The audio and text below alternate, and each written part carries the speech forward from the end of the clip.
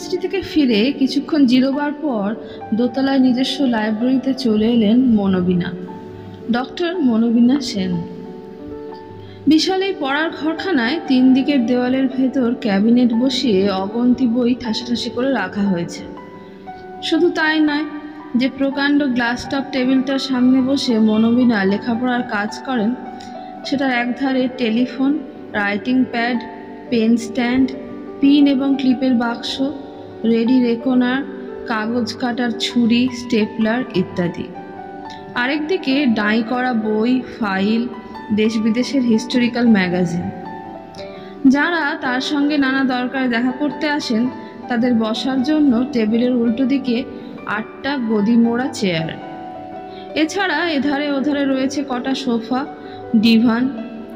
সেগুলোর কোনোটার ওপর স্তূপাকার বই। যে দেওয়ালটায় বইয়ের ক্যাবিনেট নেই তার গা ঘেঁষে রয়েছে রঙিন মাছের অ্যাকোয়ারিয়াম।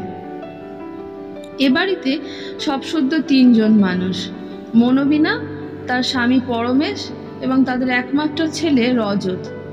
3 জনের জন্য আলাদা আলাদা 3টে পড়াশোনার ঘর। মনোবীণা ইতিহাসের অধ্যাপিকা, ডক্টরেট করেছেন অক্সফোর্ডে। 2 বছর হলো বিশ্ববিদ্যালয় থেকে রিটায়ার করে ব্রিটিশ আমলে বাংলার কৃষকদের ওপর একটা বই লিখছেন।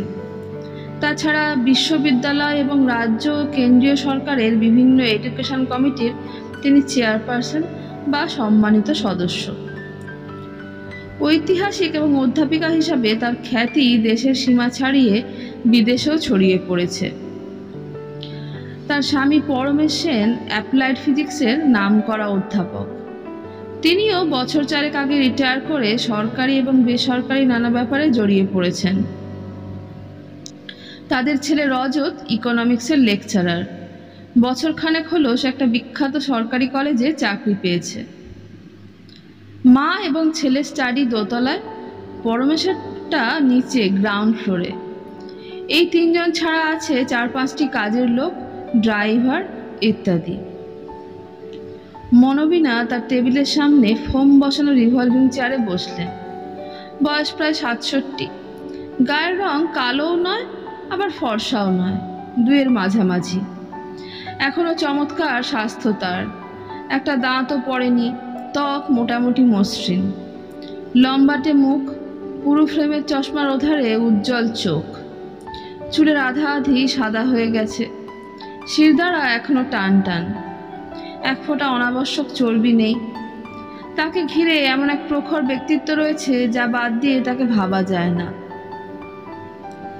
মনোবীণা এবছর আমেদাবাদে যে হিস্ট্রি কংগ্রেস হচ্ছে তার মূল প্রেসিডেন্ট নির্বাচিত হয়েছেন। 2 মাস পর অধিবেশন বসবে, তার জন্য সভাপতির ভাষণ লিখতে হবে।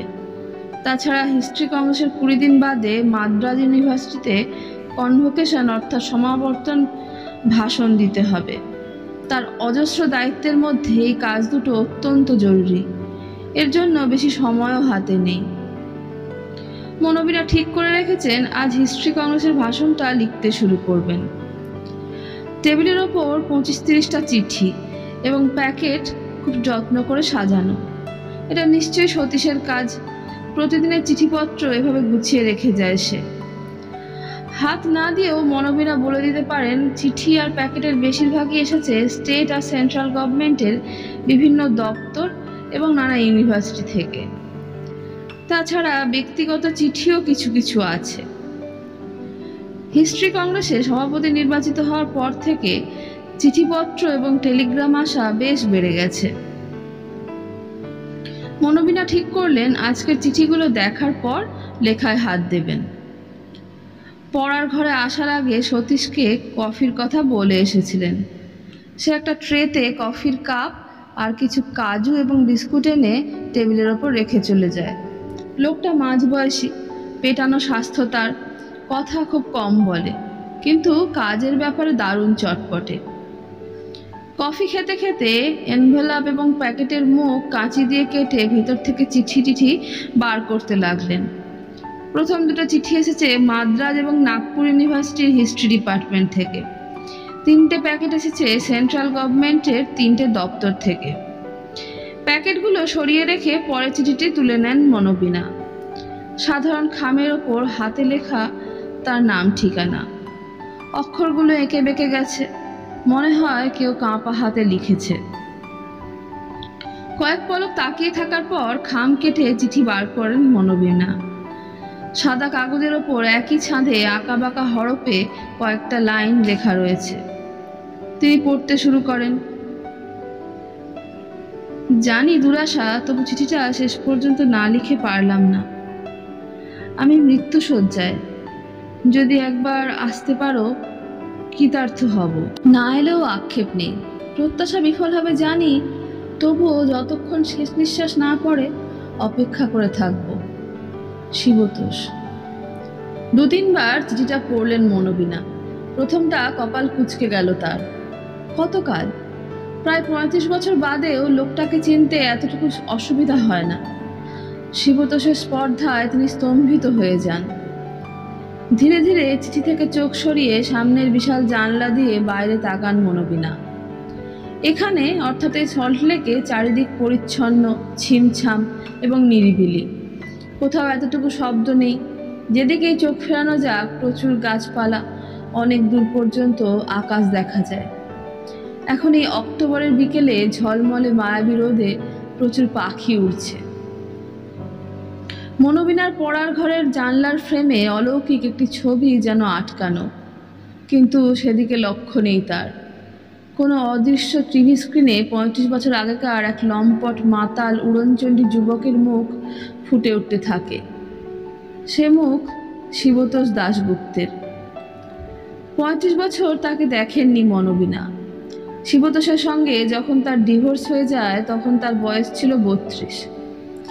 এতকাল বাদেও তার চেহারাটি যেন স্পষ্ট দেখা যাচ্ছে। এই পৃথিবীতে যতটা খারাপ হওয়া যায় শিবতোষ ছিল তাই। তবু স্বীকার করতেই হবে, সে ছিল আশ্চর্য সুপুরুষ। প্রায় 6 ফুটের মতো হাইট, মসৃণ ত্বক, গায়ের রঙে উজ্জ্বল হলুদ আভা, ভরাট মুখ তার, পাতলা নাক 2 ভুরুর মাঝখান থেকে নেমে এসেছে, ব্যাক ব্রাশ করা ঘন চুল, চওড়া কপাল। তার তাকানোর মধ্যে স্বপ্নের মতো কিছু মাখানো থাকতো। এমন রূপবান পুরুষ জীবনে আর একটিও দেখেননি মনোবীণা। প্রথম দিকে শিবতোষ তাকে যতটা আচ্ছন্ন করে রেখেছিল, পরে তিনি তাকে তার চেয়েও বেশি ঘৃণা করতেন। মা!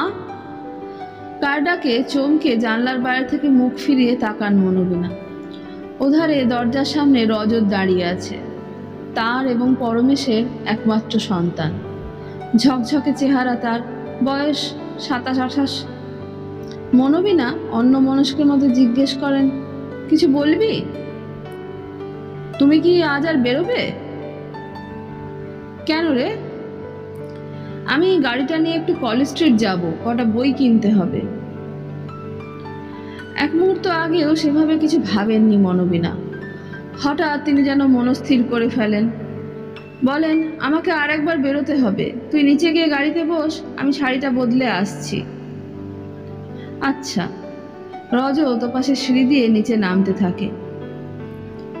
আর শোয়ার ঘরে গিয়ে শুধু শাড়ি পাল্টান না মনোবীণা, আলমারি থেকে ব্যাংকের চেক বই বার করে ব্যাগের ভেতর নিয়ে নেন। তারপর নিচে এসে দেখেন ড্রাইভার রামধারী সিং স্টিয়ারিং ধরে বসে আছে। ব্যাক সিটে তার জন্য অপেক্ষা করছিল রজত। সে দরজা খুলে দেয়। পরমেশ কলকাতায় নেই, একটা কনফারেন্সে পেপার পড়ার জন্য দিল্লি গেছেন।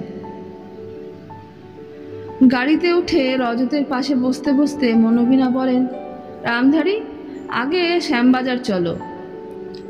জি বলে স্টার্ট দেয় রামধারী। এই বিকেলবেলায় রাস্তায় প্রচুর লোকজন। পপুলেশন এক্সপ্লোশন কাকে বলে কলকাতায় এলে টের পাওয়া যায়। চারিদিকে থিকথিকে ভিড়। তাছাড়া স্রোতের মতো ছুটছে ট্যাক্সি, বাস, মিনি ট্রাক, অটো, ট্রাম, ফাঁকে ফাঁকে রিক্সা।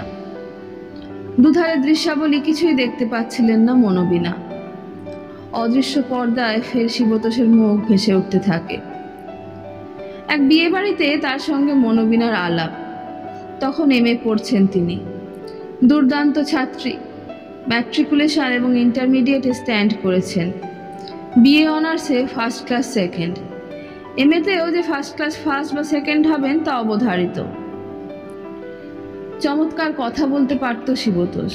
তাকে দেখে এবং তার সঙ্গে কথা বলে মুগ্ধ হয়ে গিয়েছিলেন মনোবিনা। তার মতো চাপা সংযত ইন্ট্রোভার্ট ধরনের মেয়ের যে কি হয়ে গিয়েছিল নিজেই জানেন না। বিয়েবাড়ি সেই আলাপটা সেখানেই থেমে থাকেনি। বলা যায় আগ্রহটা তার দিক থেকেই ছিল বেশি। পরেও শিবতোষের সঙ্গে যোগাযোগ রেখেছেন। আলাপ থেকে ঘনিষ্ঠতা, তারপর শিবতোষের সঙ্গে বিয়েটাও MA পরীক্ষার আগেই যে হয়ে গিয়েছিল সেটা একরকম তাঁরই জেদে। উচ্চাকাঙ্ক্ষী, সংযমী এবং ব্যক্তিত্বের অধিকারিণী মনোবিনা জীবনে একবারই অতি সাধারণ মেয়ের মতো যে ভুলটি করেছিলেন তা হলো এই বিয়ে। কিন্তু তখন তিনি এমনই আচ্ছন্ন যে ভালো মন্দ বোঝার মতো মনের অবস্থা অবশ্যই ছিল না। তার বাবা ছিলেন ফিজিক্সের অধ্যাপক। এ বিয়েতে বাবার প্রবল আপত্তি ছিল।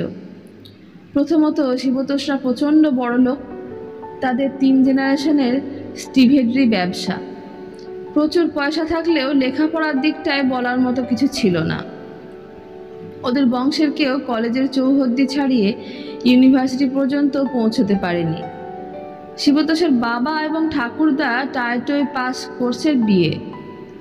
পিসিরা স্কুলের বাউন্ডারি ছাড়াবার আগেই শ্বশুরবাড়ি চলে গিয়েছিল, আর শিবতোষ দুবার BCom ফেল করে কলেজে যাওয়াই ছেড়ে দেয়।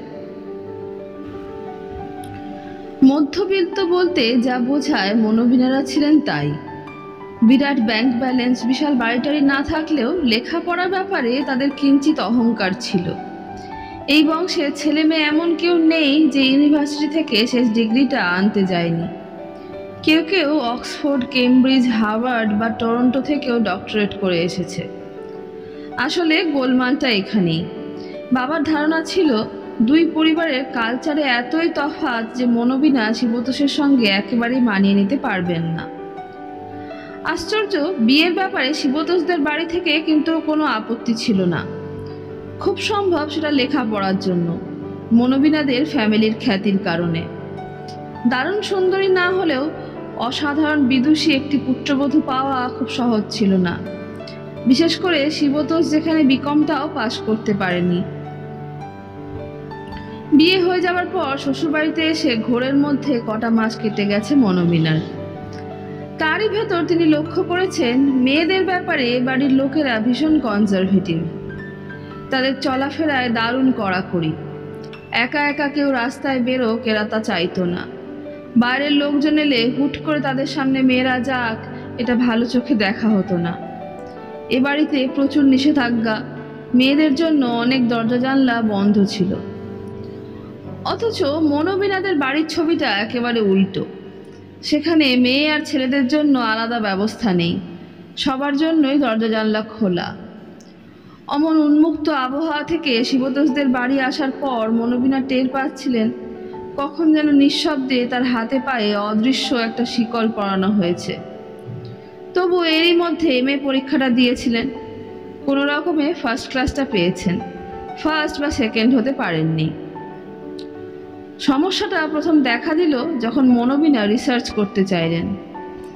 শিবতোষদের ছিল জয়েন্ট ফ্যামিলি। তার বাবারা হলেন 2 ভাই। বাবা বড়, কাকা আগেই মারা গিয়েছিলেন। তার কোনো ছেলে মেয়ে ছিল না। 4 পিসি শিবতোষের, তারা সবাই তখন পরের ঘরে। শিবতোষ আর মনোবিনা ছাড়া শ্বশুরবাড়িতে তখন ছিলেন শ্বশুর, শাশুড়ি, বিধবা খুড় শাশুড়ি আর শিবতোষের 90 বছরের বুড়ো অথর্ব ঠাকুমা। রিসার্চের ব্যাপারে আপত্তি এসেছিল সবার কাছ থেকে। MA ডিগ্রি পাওয়া গেছে, এই যথেষ্ট।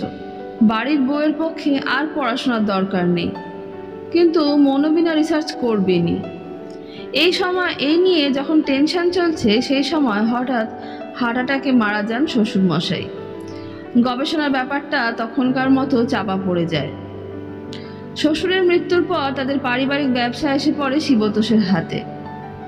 যতদিন বাবা বেঁচে ছিলেন স্বভাবটা যেন খাপে আটকানো ছিল তার। এবার সেটা ঠিকরে বেরিয়ে আসে। বিয়ের কিছুদিন পর থেকে মনোবিনা টের পাচ্ছিলেন শিবতোষ মদ টদ খায়। এক একদিন রাত্রিরে সবাই ঘুমিয়ে পড়লে বেশ মাতাল হয়েই বাড়ি ফিরত।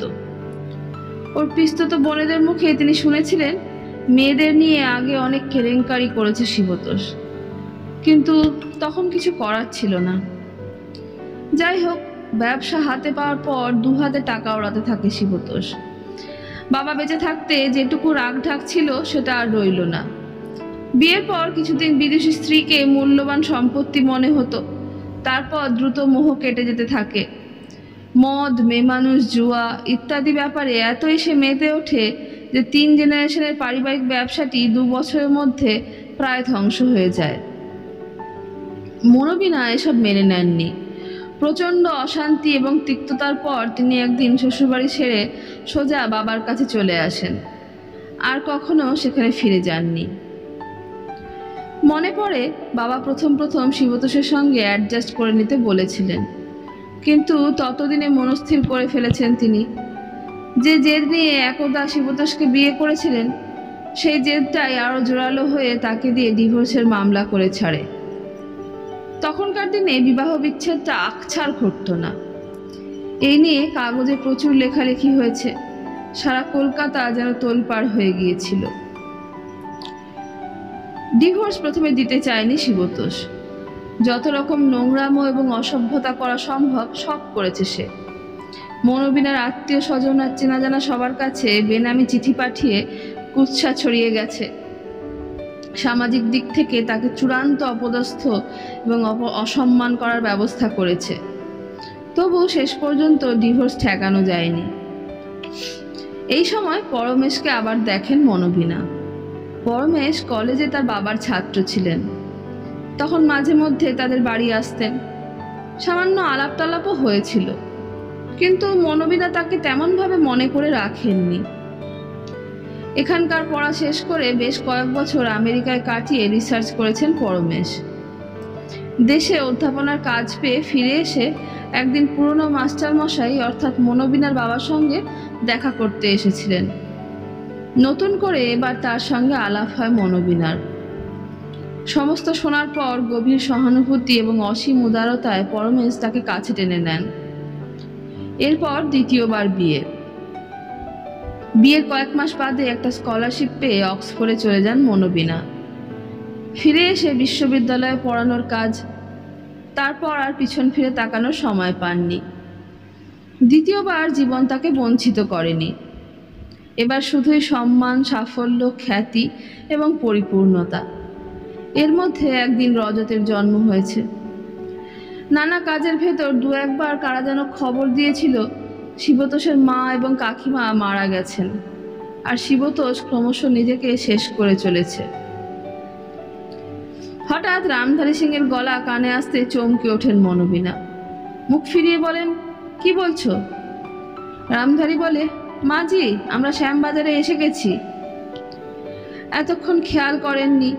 এবার মনোবিনার চোখ পড়ে। তারা শ্যামবাজার 5 মাথার মোড়ে এসে পড়েছেন। বলেন, গাড়ি থামাও, আমি এখানে নেমে যাব। পাশ থেকে রজত বলে, এখানে কেন? কোথায় যাবে বলো, সেখানে তোমাকে নামিয়ে দিয়ে যাচ্ছি। দরকার নেই, কাছেই যাব, তোরা কলেজ স্ট্রিট চলে যা। আসলে মনোবিনা চান না ছেলে তার সঙ্গে যাক, সেটা খুবই অস্বস্তিকর। রজত খুবই নম্র, শান্ত ধরনের ছেলে। মা বাবা যা বলেন তা নিঃশব্দে মেনে নেয়। সে আর কিছু বলে না। রামধারী ফুটপাতের ধার ঘেঁষে গাড়ি দাঁড় করিয়ে দেয়। দরজা খুলে নামতে নামতে মনোবিনা বলেন, তোর বই কেনা হলে বাড়ি চলে যাস, আমি ট্যাক্সি করে চলে যাব। তোমার ফিরতে দেরি হবে? না না, বড় জোর ঘন্টা 2 লাগবে। 7টা, 7:30টার ভিতর ফিরে যাব। গাড়ি ঘুরিয়ে নিয়ে রামধারীরা চলে যায়, আর মনোবিনা চড়া রাস্তা পেরিয়ে ওধারের অন্য একটা মাঝারি রাস্তায় চলে আসেন। চলতে চলতে টের পান বুকের ভেতর দিয়ে 1000টা ঘোড়া যেন ছুটে যাচ্ছে। 35 বছর বাদে তিনি এই রাস্তায় এলেন। এতগুলো বছর কেটে গেছে, কিন্তু এখানকার কিছুই পাল্টায়নি। বাড়ি, ঘর, দোকানপাট হুবহু সেদিনের মতোই রয়েছে। চলতে চলতে মনোবিনার মনে হয় কিছুই তার স্মৃতিতে ঝাপসা হয়ে যায়নি। কোন বাড়িটা কাদের ছিল সব নির্ভুল বলে দিতে পারবেন। মিনিট 3 হাঁটার পর বাঁদিকে একটা বিরাট কম্পাউন্ডওয়ালা বাড়ির সামনে এসে দাঁড়ান মনোবিনা। সামনের লোহার গেটের একটা পাল্লা ভেঙে চুরে গেছে, জং ধরা অন্য পাল্লাটা হাট করে খোলা। গেটের ওপর একসময় চমৎকার ফুলের বাগান ছিল, তার মাঝখান দিয়ে নুড়ির পথ। বাগানটা এখন আগাছার জঙ্গল, আর পথটায় নুড়ি টুড়ি নেই, শুধুই শ্যাওলা ধরা স্যাঁতস্যাঁতে মাটি। জঙ্গলের ওধারে বড় বড় থামওয়ালা বিশাল তেতলা বাড়ি। বাড়িটা যেন ভগ্নস্তূপ, পলেস্তরা খসে কবে যেন দেওয়ালের ইট বেরিয়ে পড়েছে। ছাদ ফাটিয়ে বট আর অশ্বত্থেরা মাথা তুলে আছে। একটা জানলাও আর আস্ত নেই, খড়খড়ি আর কাঁচের পাল্লা ভেঙে চুরে গেছে। নোনা ধরা ভাঙাচোরা বাড়িটার দিকে তাকিয়ে মনে হয় এটার ধ্বংসের কাজ অনেকখানি এগিয়ে আছে, যে কোনো দিন হুড়মুড় করে ধসে পড়বে। এই বাড়িটা একদিন গম গম করত, কাজের লোক, দারোয়ান, ড্রাইভার ইত্যাদি মিলিয়ে ছিল 8-10 জন। এখন ভেতরে কাউকেই দেখা যাচ্ছে না, চারিদিক নির্জন, শুনশান, স্তব্ধ। শুধু ছাদের কার্নিশে বসে কটা কাক থেকে থেকে কর্কশ গলায় কা কা করে উঠছে। এ বাড়িতে এখন কেউ কি থাকে? ভাবতেই মনোবিনার মনে পড়ল শিবতোষ এখানকারই ঠিকানা দিয়েছে। ভেতরে ঢুকতে গিয়ে হঠাৎ গেটের পাশের দেওয়ালে একটা বড় টিনের পাতে কালো হরফের লেখাটা চোখে পড়ে। This building is a property of Ramesh Agarwal. তার নিচে একটা ঠিকানাও লেখা রয়েছে, অর্থাৎ বাড়িটা বিক্রি হয়ে গেছে। লেখাটা পড়ার পর কিছুক্ষণ দ্বিধান্বিতের মতো দাঁড়িয়ে থাকেন মনোমীরা, তারপর ধীরে ধীরে ভেতরে চলে আসেন। আগাছার জঙ্গলের ভেতর দিয়ে মেটে পিছল পথটা পেরোলেই গাড়ি বারান্দা, তারপর 8টা চওড়া সিঁড়ির মাথায় ঢালা বারান্দা। একসময় সিঁড়ি এবং বারান্দা শ্বেত পাথরে বাঁধানো ছিল, এখন পাথর টাথর প্রায় নেই বললেই হয়, শুধু চারিদিকে চৌকো চৌকো গর্ত। এ বাড়ির সব কিছু মনোবীরার মুখস্থ। 40 বছর পরও চোখ বুজে এখানকার কোথায় কি আছে বলে দিতে পারবেন। নিচে সিঁড়ি, বারান্দা ইত্যাদি পেছনে ফেলে বড় দরজা দিয়ে ভেতরে চলে আসেন মনোবিনা। দরজা পেরোলেই লম্বা প্যাসেজ, সেটার ডান দিকে একদা সুসজ্জিত প্রকাণ্ড ড্রয়িং রুম ছিল, তার উল্টো দিকে দোতলায় যাবার কাঠের সিঁড়ি। 40 বছর আগে সিঁড়ি এবং তার পাশের কাঠের রেলিংয়ের ওপর ছিল পেতলের নকশা করা প্যানেলিং। এখন পেতল টেতল নেই, সিঁড়ি রেলিং ক্ষয়ে নড়বড়ে হয়ে গেছে। ওপরে উঠতে উঠতে মনোবিনার হঠাৎ মনে হয় আজ এতকাল পরে তিনি এ বাড়িতে এলেন কেন? শিবতোষের কাতর আর্জিই তার কারণ, নাকি এখানে আসার জন্য একটা গোপন ইচ্ছা তার মনের কোনো অনাবিষ্কৃত অংশে লুকোনো ছিল? ভাবতেই মনোবিনার পা থেমে যায়। যার সঙ্গে 35 বছর আগে অসীম তিক্ততায় সমস্ত সম্পর্ক শেষ হয়ে গেছে, তাকে দেখতে আসার কোনো সঙ্গত কারণই থাকতে পারে না। শিবতোষকে চিঠি লিখে তার অক্ষমতা বা অনিচ্ছা জানিয়ে দিতে পারতেন মনোবিনা, কিংবা তার করুণ অনুরোধ পুরোপুরি উপেক্ষাও করা যেত। ফিরে যাবেন কিনা যখন ভাবছেন, সেই সময় ধনঞ্জয়কে দেখতে পান মনোবিনা। তিনি যেখানে দাঁড়িয়ে আছেন তারপর 3টে সিঁড়ি ভাঙলেই দোতলার চওড়া প্যাসেজ, সেখানে দাঁড়িয়ে দাঁড়িয়ে তাকে লক্ষ্য করছে ধনঞ্জয়। 35 বছর আগে ধনঞ্জয়ের বয়স ছিল 35-36। দারুণ চটপটে কর্মঠ লোক ছিল সে। এখন মাথার চুল, দাড়ি, গোঁফ, ভুরু সব সাদা ধবধবে, পিঠ বেঁকে গেছে, শরীর এত রুগ্ন যে টান টান হয়ে দাঁড়াবার মতো শক্তিটুকুও তার অবশিষ্ট নেই। তোবড়ানো গাল, গজালের মতো ফুঁড়ে বেরোনো কণ্ঠার হাড়, শুকনো গাছের ডালের মতো শির বার হওয়া হাত পা দেখলে কে বলবে এই লোকটা একসময় এত বড় বাড়ি দাপিয়ে কাজ করত। পাকা ভুরুর ওপর হাত রেখে মনোবিনাকে ভালো করে ঠাহর করার চেষ্টা করে ধনঞ্জয়। তার চোখে জোর নেই, বোধহয় ছানি পড়েছে। ধনঞ্জয় বলে, কে ওখানে দাঁড়িয়ে? বোঝা যায় ধনঞ্জয় তাকে চিনতে পারেনি।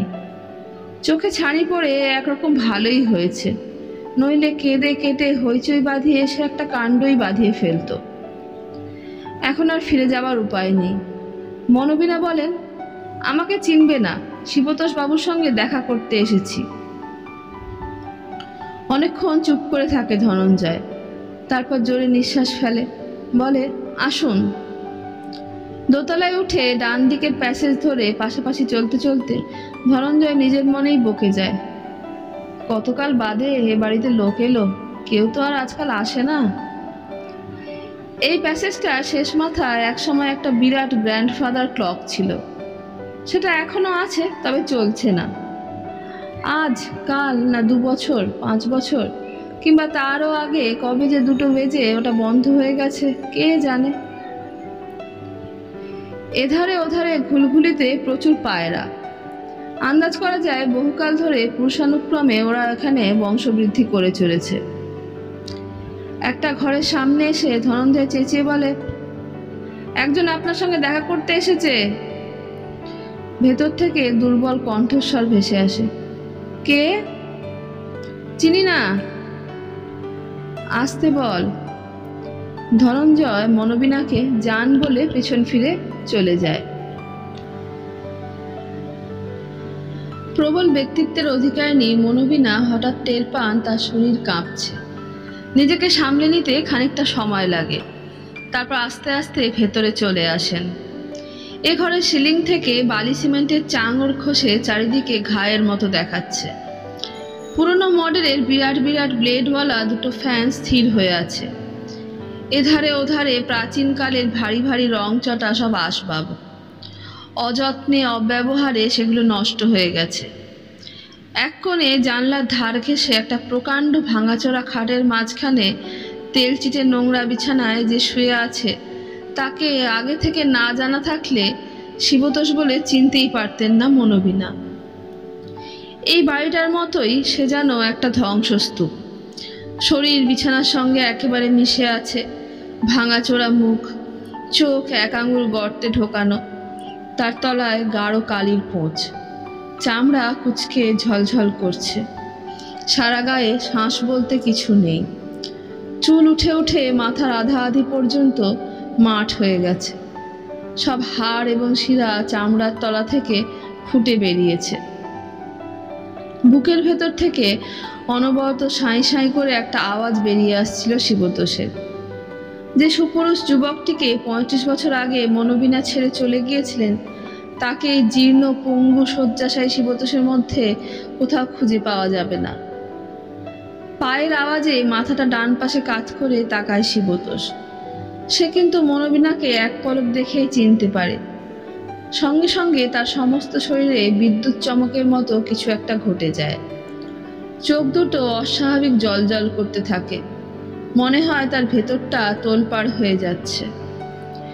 একটা হাত সামান্য তুলে শিবতোষ বলে, আমার ওঠার শক্তি নেই, কষ্ট করে তুমি যদি এখানে আসো। চাপা উত্তেজনায় হয়তো বা খুশিতে তার গলা কাঁপতে থাকে। মনোবীণা এগিয়ে যান। খাটের পাশে একটা হাতল ভাঙা চেয়ার রয়েছে, সেটা দেখে শিবতোষ বলে, বসো বসো। মনোবীণা বসার পর বলে, ডান দিকটা প্যারালিসিস হয়ে গেছে, আমি কিন্তু শুয়ে শুয়েই কথা বলছি। মনোবীণা ব্যস্তভাবে বলেন, ঠিক আছে ঠিক আছে, ওঠার চেষ্টা করতে হবে না। বিষণ্ণ হাসে শিবতোষ, চেষ্টা করলেও পারবো না। মনোবীণা জিজ্ঞেস করেন, প্যারালিসিসটা কবে হলো? এই 1.5 বছর আগে, সেই থেকে বেডরিডেন। ডাক্তার দেখাচ্ছ? গোড়ার দিকে দেখিয়েছি, এখন আর দেখাই না। যা সারবে না তার জন্য টাকা ঢেলে লাভ কি?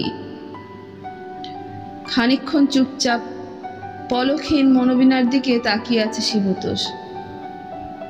সে বলে, তুমি যে শেষ পর্যন্ত আসবে ভাবতে পারিনি। মনোবীণা উত্তর দেন না। শিবতোষ আবার বলে, দেশে বিদেশে তোমার কত নাম, খবরের কাগজে তোমার ছবি বেরোয়, তোমার সম্বন্ধে যখন লেখালেখি দেখি খুব গর্ব হয়, কিন্তু সে কথা কাউকে মুখ ফুটে বলার অধিকার আমার নেই। বিব্রত বোধ করতে থাকেন মনোবীণা, বলেন, এসব কথা থাক, শিবতোষ যেন শুনতে পায় না। সে নিজের ঝোঁকেই বলে যায়, তুমি ডিভোর্স নিয়ে ঠিক করেছ।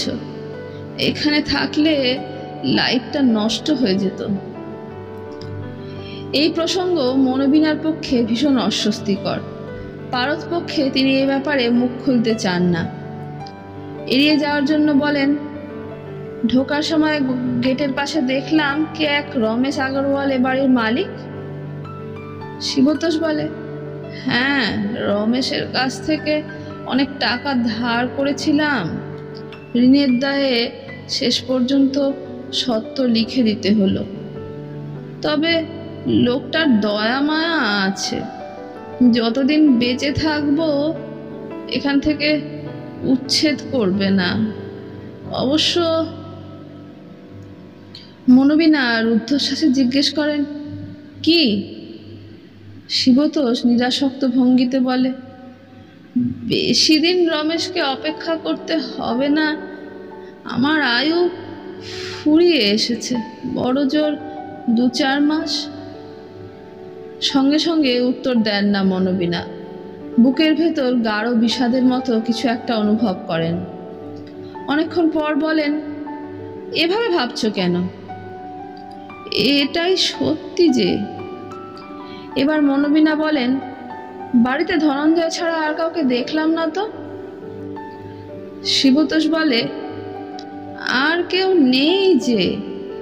বাবা, মা, কাকিমা, ঠাকুমা সব আগেই মারা গেছে। কাজের লোকেরাও এক এক করে সরে পড়েছে। শুধু টিকে আছে ওই ধনঞ্জয়টা। এরপর কখনো টুকরো টুকরো কথায়, কখনো নীরবতায় সময় কেটে যায়। উত্তর কলকাতার আকাশ থেকে বিকেলের আলো মুছে যেতে থাকে। খুব সম্ভব ওধারের উঁচু উঁচু ঘিঞ্জি বাড়িগুলোর আড়ালে সূর্য ডুবে গেছে। মিহি অন্ধকার নামতে শুরু করেছে। এক সময় মনোবিনা বলেন, অনেকক্ষণ এসেছি, এবার আমাকে ফিরতে হবে। শিবতোষ আবছা গলায় বলে, তা তো হবেই। চোখের কোণ দিয়ে মনোবিনা একবার শিবতোষকে লক্ষ্য করেন। তারপর বলেন, আমাকে আসতে লিখেছিলে কেন? তোমার কি কিছু টাকা পয়সার দরকার? সংকোচ না করে বলো। চমকে ওঠে শিবতোষ। সুস্থ সক্ষম হাতটা প্রবল বেগে নেড়ে বলে, না না না। আর তো তীক্ষ্ণ চিৎকারের মতো শব্দগুলো তার গলার ভেতর থেকে বেরিয়ে আসতে থাকে। আমার কিছুই চাই না। হকচকিয়ে যান মনোবিনা। প্রচণ্ড অস্বস্তি এবং গ্লানি বোধ করতে থাকেন তিনি। ভুল বুঝে চেক বই সঙ্গে এনেছিলেন। বলেন, তাহলে? তোমার সঙ্গে অনেক ইতরামো করেছি, তোমার জীবনটা প্রায় ধ্বংসই করে দিচ্ছিলাম। বলে একটু থামে শিবতোষ। তারপর শ্বাস টানার মতো শব্দ করতে করতে বলে যায়, আর কিছুই না, শুধু একটু ক্ষমা চাই। এরপর আর হয়তো সময় পাবো না, তাই চিঠিটা লিখেছিলাম। স্তব্ধ হয়ে বসে থাকেন মনোবিনা।